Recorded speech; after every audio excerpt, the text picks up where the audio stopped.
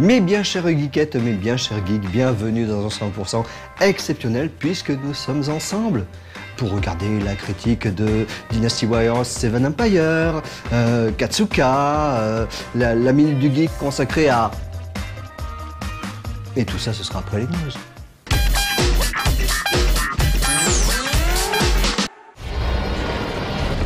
Riot est un simulateur d'émeute. Le jeu est développé par une petite équipe de développement italienne menée par Leonard Menchiari. Prévu pour iOS et Android dans un premier temps, le jeu est principalement prévu pour être multijoueur hot seat, c'est-à-dire que les joueurs se passent la machine pour jouer chacun son tour. Une campagne solo est bien sûr quand même prévue. Le joueur pourra choisir d'être du côté des manifestants ou du côté des forces de l'ordre. La petite équipe a décidé, comme tant d'autres, de faire appel au financement participatif via le site Indiegogo pour tenter de rassembler 15 000 $ en 25 jours. Le but, s'acheter quelques logiciels pour boucler leur jeu et accessoirement manger des nouilles et rester digne malgré tout.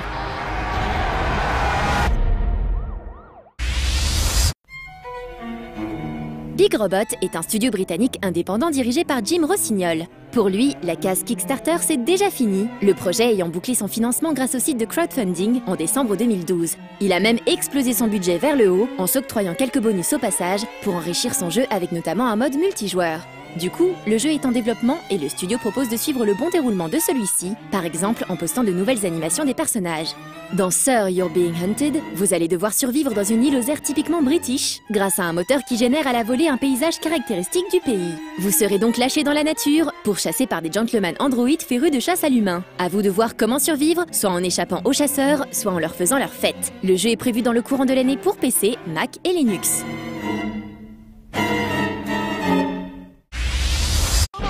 Jet Set Radio! Jet Set Radio! Les différents portages de Jet Set Radio continuent d'arriver au fur et à mesure. Si les versions PS Vita et smartphone sont disponibles depuis novembre dernier, cette fois ce sont les versions PS3 et Xbox 360 qui viennent de sortir au Japon depuis le 20 février 2013. Ceux qui veulent taguer dans Tokyoto en HD seront donc contents. De plus, cette version contiendra le contenu étendu de la version Della Jet Set, sortie à la base en octobre 2001 au Japon. Vous pourrez donc faire aussi des figures dans Two Green City, mais aussi un autre niveau et 8 missions supplémentaires.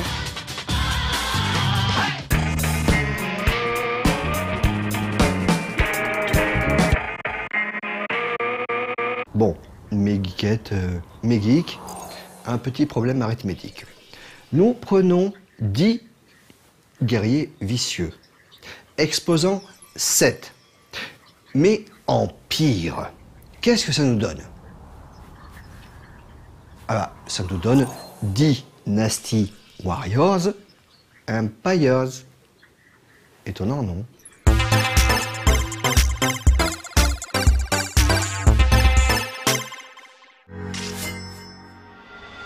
Si les séries de jeux définissent parfois un éditeur, pour Koei ce serait celle des Dynasty Warriors. Ce beat'em all 3D permet de revivre l'épopée des 3 royaumes de la Chine médiévale depuis 13 ans déjà, avec un public toujours au rendez-vous pour les nouveaux épisodes.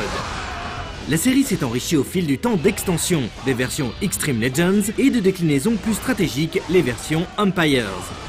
Aujourd'hui, avec Dynasty Warriors 7 Empires, c'est bien d'un jeu de stratégie couplé avec des phases d'action dont il s'agit. Le jeu propose plusieurs périodes au sein desquelles on peut choisir d'incarner un personnage historique.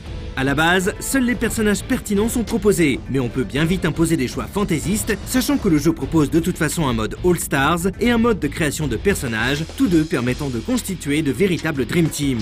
Mais revenons à nos moutons. Une fois un personnage choisi, vous êtes affilié à un royaume. Suivant que vous en êtes le roi ou simplement un conseiller, vous pourrez influer plus ou moins dans les décisions politiques et surtout guerrières. Dans le déroulement du jeu, vous pouvez choisir plusieurs actions à effectuer au début de chaque mois. Il est possible d'investir dans son royaume pour le développer, d'entraîner ses troupes, de développer l'armement, d'acheter de l'équipement. Et bien sûr, d'aller guerroyer dans les provinces adjacentes, que ce soit avec des escarmouches afin d'affaiblir l'ennemi, ou bien carrément en tentant une invasion. Lors des phases de combat, on retrouve le gameplay d'un Dynasty Warriors classique, avec des masses d'opposants, des lieutenants à vaincre et des avant-postes à conquérir. Et bien sûr, la jauge de Musou, ce fameux super pouvoir du jeu qui permettra de lancer des attaques dévastatrices. On retrouve aussi le système des 2 armes, interchangeables à tout moment, ainsi que des cartes de stratagèmes qui permettent de déclencher des effets très importants dans les batailles clés. La différence ici est que le personnage du joueur aura des caractéristiques dépendantes de son évolution dans la phase stratégique. la bravoure, la sagesse et d'autres comme la gloire auront aussi une influence dans le développement politique du joueur.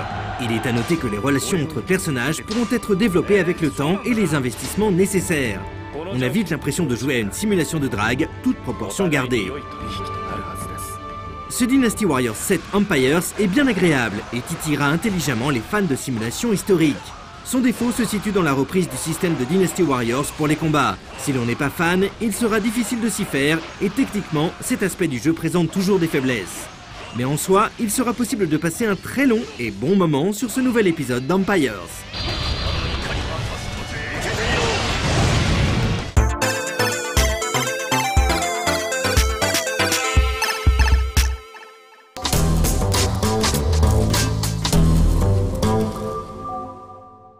Bon, arithmétique toujours, mais avec un piège. Quand je vous dis 4 divisé par 4, vous avez tendance à me répondre 1. Alors que 4 sous 4, ça fait 4 sous 4.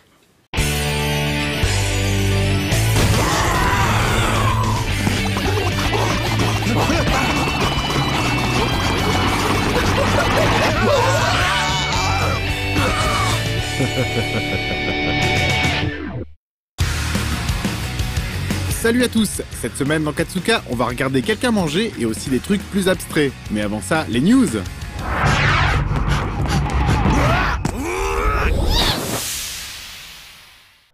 Pour les plus curieux des fans d'animation, je vous conseille le site CG Studio Map qui se veut être une carte mondiale des studios d'animation. Vu le nom, on pourrait se dire qu'il ne s'agit que de studios 3D, mais en fait pas du tout, c'est assez open et déjà très exhaustif.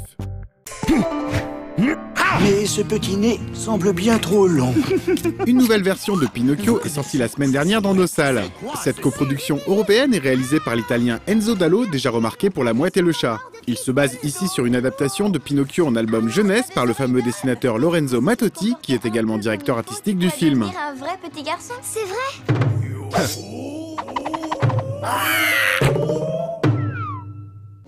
Attention, le film que vous allez voir va peut-être vous donner faim. Son titre est Hoka Hoka Oden no Uta, que l'on pourrait traduire par la chanson de l'Oden, fameux plat japonais proche du pot-au-feu. Il s'agit en fait d'une publicité pour une fameuse marque de combini japonais, réalisée par Osagane Takuya, dont j'avais déjà diffusé le clip Air. Il utilise à nouveau ici une chanson vocaloïde et a confié l'animation à un seul artiste, Yamashita Shingo. Hoka hoka oden no uta. Kura kura mikomare shimikonda. Yura yura oden no uta. Chira chira nozokikomu shiawase no atatakai sono egao. Hoka hoka. Hoka hoka ah ah. Fuwari tadayou yasashii niyoi chotto komari gao de kochi o miteru. そんなにじっくり見られちゃったら私たちもちょっと照れちゃうじゃない卵大根愛情込めて作ったよなんもこんにゃくふっふ他にもいっぱいあるんだよみんなあなたのこと待って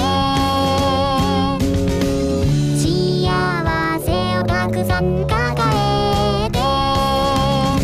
ほかほかおでんの歌くらくら見込まれて染み込んだゆらゆらおでんの歌ちらちら覗き込む幸せのうまうまおでんの歌くらくら見込まれて染み込んだドキドキおでんの歌ちらちら覗き込む幸せの温かいその笑顔幸せが染みているほかほか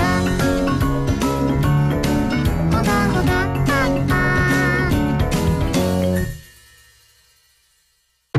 あ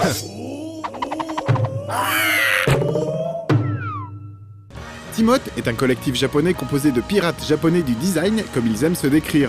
Ils exercent souvent dans un style joliment abstrait et un de leurs derniers beaux morceaux est un clip pour le groupe Clambone que vous avez déjà pu voir sur No Life. Il illustre la chanson Wrath and Loth, qui pour l'anecdote se trouve également être le titre utilisé pour le second générique d'une série animée japonaise nommée Shirokuma Cafe. Et je vous laisse donc maintenant vous balader dans de l'abstrait.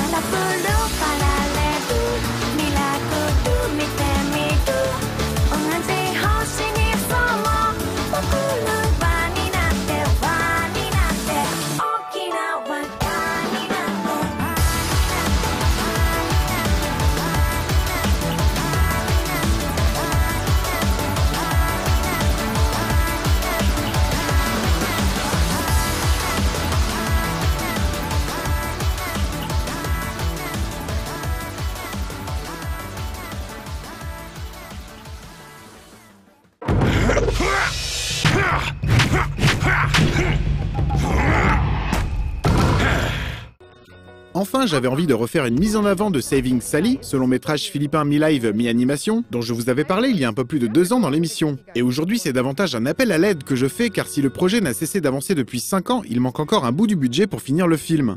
Une société française, Mandrake Films, s'est associée au réalisateur Avid Lyangoron pour lui permettre de finir son œuvre, et ils ont lancé ensemble une campagne de financement sur le site Tuscoprod, un équivalent français de Kickstarter. Donc, si vous êtes sensible à ce film indépendant assez geek, n'hésitez pas à les aider.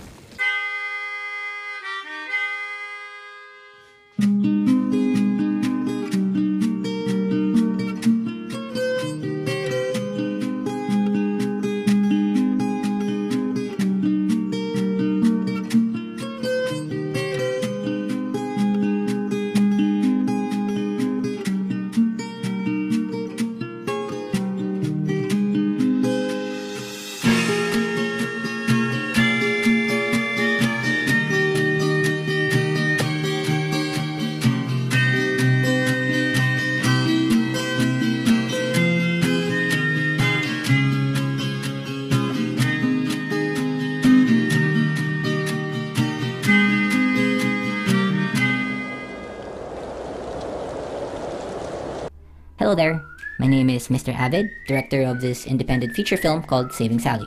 It's a project that combines actors, painted environments, and animations. It's basically your boy meets girl, boy falls for girl, but girl has a monster boyfriend kind of story, with added elements of sci-fi and fantasy. My team and me have slowly been building this for the past 700 years. We are a very small group and we work in this very small studio with my dog. We have shot everything, locked the offline edit, painted the backgrounds, and animated most of the characters. We are now entering the final stages of post-production, and we really need your help because we are running out of money. To finish the film within 2013, we need to hire more muscle and buy stronger machines. Otherwise, it would take us another 200 years, or more. Anyway, do check out our trailers, and I hope you folks like what we are doing and help us out. Thank you!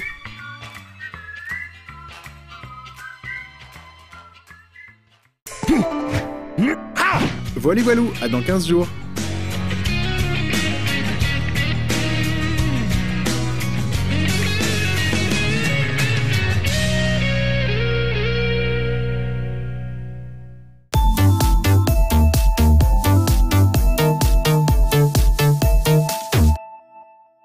Pour pouvoir activer la rubrique suivante, vous allez devoir saisir sur votre télévision le captcha audio suivant. Deuxième essai. Troisième essai. Non, ce n'est pas la peine. Personne ne peut le prononcer, à part Julien Pirou. Heureusement, il est là et il va nous expliquer comment vraiment prononcer Cthulhu. Le futur.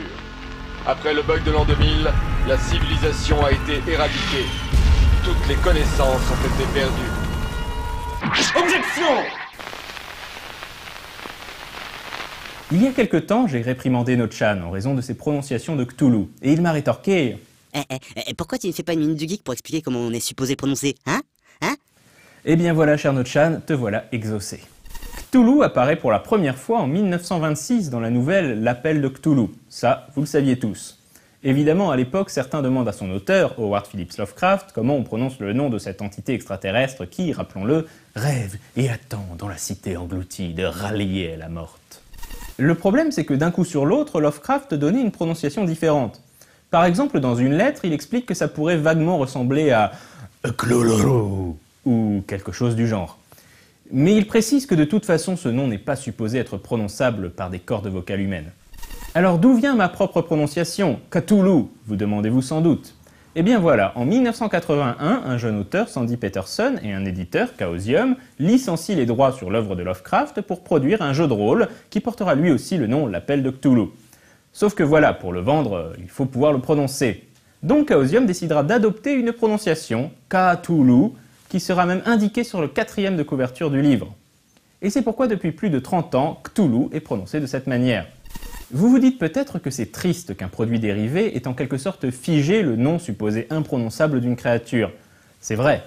Mais il faut aussi réaliser que c'est bien le jeu de rôle de Chaosium qui va donner à toute une nouvelle génération l'envie de découvrir Lovecraft. Si Chaosium n'avait pas tranché et choisi la prononciation Cthulhu, le maître de Providence serait peut-être tombé dans l'oubli à l'heure qu'il est désormais reconnu comme un des grands maîtres du fantastique.